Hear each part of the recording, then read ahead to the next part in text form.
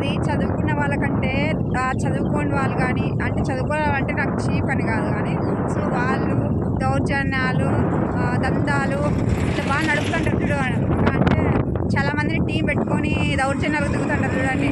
అట్లాంటి వాళ్ళకైతే ఈ పాలిటిక్స్ నిజంగా పనికొస్తుంది. నిజాయితీగా జనాల కోసం పనిచేసే వాళ్ళు ఉంటే నిజంగా అంటే ఈ పాలిటిక్స్లోకి రాలేరు, వచ్చినా కూడా రానికోకుంటారు. సో చాలా ధైర్యవంతులు అయితేనే ముందుకు పోగలుగుతారు. ఇంకొకటి ఎందుకంటే కొత్తగా వచ్చిన చాలా ఇబ్బంది ఉంటుంది. పొలిటీషియన్లకి కొత్తగా వచ్చి నామినేషన్ వేస్తారు, వాళ్ళకైతే చాలా ఇబ్బంది ఉంటుంది అనమాట. చాలా ఇబ్బంది పెడతారు. అంటే నామినేషన్ టైంలో కానీ విత్డ్రా టైంలో కానీ ఇబ్బంది అయితే చాలా ఉంటాయి, ఇబ్బంది పెడతారు అనమాట. బెదిరియడాలు కానీ ధైర్యవంతులు అయితే సరిపోతుంది. సో అదిరిపోయి బెదిరిపోయే వాళ్ళకైతే ఖచ్చితంగా విత్డ్రాలు చేస్తారు. సో కొట్టిన ఆచరణ ఒకసారి కొట్టడం కానీ బెదిరియడం కానీ కిడ్నాప్లు కానీ ఇంకోటి వగేరా వగేరా చేస్తారనమాట. సో దౌర్జన్యానికి ఉండే వాళ్ళే రాజకీయాల్లో గట్టిగా నిలబడతారు నిజాయితీగా.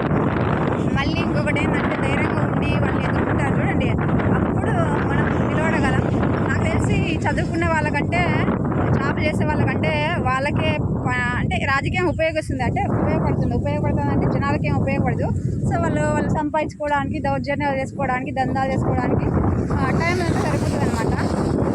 సో అట్లా కాబట్టి రాజకీయాల్లోకి ఎవరన్నా కొత్తగా ఇండిపెండెంట్గా రావాలనుకునే వాళ్ళు మాత్రం గుర్తుపెట్టుకోవాల్సిన విషయం ఏంటంటే అన్నిటికీ ప్రిపేర్డ్ అయి ఉండాలి. అంటే ప్రిపేర్ అయిపోవాలి.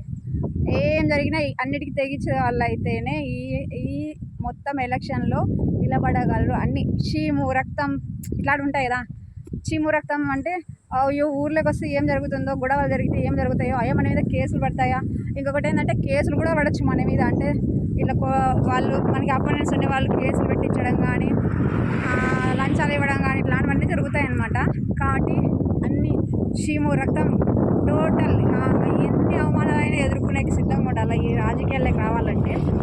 ఇవన్నీ సిద్ధపడితేనే ఎవరైనా కొత్తగా వచ్చే వాళ్ళు రాండనమాట. సో ఇది నేను ఎక్స్పీరియన్స్ చేసినా కూడా చెప్తున్నా. ఇది ఎవరు వచ్చినా ప్రతి ఒక్క కొత్త వాళ్ళకి ఇది ఖచ్చితంగా జరుగుతుంది. ఇవన్నీ ఏదో ఒకటి అయితే జరుగుతాయి. సో అన్నిటికీ తెగించి నేను రాజకీయంగా నిలబడతా అనే వాళ్ళు రానండి. ఇంకొకటి ఏంటంటే ఫైనాన్షియల్గా కూడా సెటిల్ అయిన వాళ్ళు వస్తే ఇంకా బెటరు. కొంచెం ఫైనాన్షియల్గా కూడా ఉండాలి. ఎందుకంటే ఖర్చులు ఉంటాయి, అంటే ప్రతి ఒక్క దానికి ఖర్చులు ఉంటాయి అన్నమాట. సో ఎలక్షన్ ప్రాసెస్ అయిపోవడానికి దాదాపు మన దగ్గర 25,000 రూపాయలు ఉండాలి. 25,000 ఉంటే కంప్లీట్గా నామినేషన్ వేసినప్పటి నుంచి నామినేషన్ ముందర కానీ నామినేషన్ తర్వాత కానీ ఉంటుంది. అది ప్రాసెస్.